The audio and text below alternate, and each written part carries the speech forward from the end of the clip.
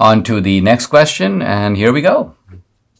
People say it isn't Biden's fault that gas is so expensive. Can you address this? That's very succinctly put. How do we know it's Biden's fault? Biden is the president and gas prices are going up, but that doesn't mean that he's the causal factor. So let's think here a little bit about what causes prices to rise, not just of gas, of anything. Well, if you kind of enroll in Economics 101, you realize that there are two factors that set the price of a product. There is supply and there is demand. In economics, you learn about the supply curve and the demand curve. And the place where the supply curve and the demand curve intersect, that's the price point. That defines, if you will, what the cost of a product is going to be. And what this means is that if demand goes up, more demand, and the supply is the same, the price will rise. And similarly, if there's less supply, if the supply goes down and the demand is the same, the price will rise. So there are two factors that cause prices to rise: an increase in demand and a reduction in supply. So let's apply now this framework to gas prices. And I think we need to focus here on the supply side.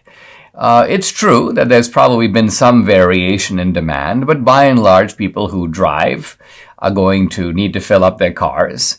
And even if there was some variation in demand under COVID, I'm not driving to work as much anymore, but I'm going someplace else. So I don't think that there is a radical difference on the demand curve side. But it turns out that there is a sharp change on the supply side.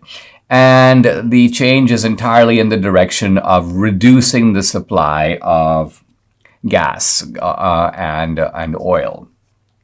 Now, there are three places really we have to look at. The first is the Saudis and OPEC, the oil cartel. The second is Russia, which is the third largest producer of oil in the world. And the third is the supply of oil in America. So we start with the Saudis and OPEC. Biden has been pushing those guys to increase their supply. They've refused.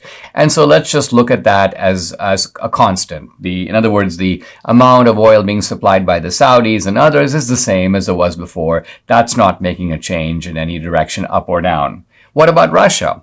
Well, partly because the United States has now decided that we're not going to buy Russian oil. There's a reduction in the availability of Russian oil to America, and that by itself is going to have some effect in driving prices up. Why? Because going back to the same law, less supply, same demand, price goes up. But there's a second factor. The United States could be producing more oil and more natural gas, of which we have a lot. A huge supply, huge reservoir of natural gas that's just sitting there waiting for us to tap. And here's where Biden comes in. Biden from day one has been blocking new oil drilling, new oil permits on federal lands, shuts down the Keystone Pipeline, is imposing regulatory burdens on the oil and gas industry, has said publicly many times we don't want fossil fuels to thrive.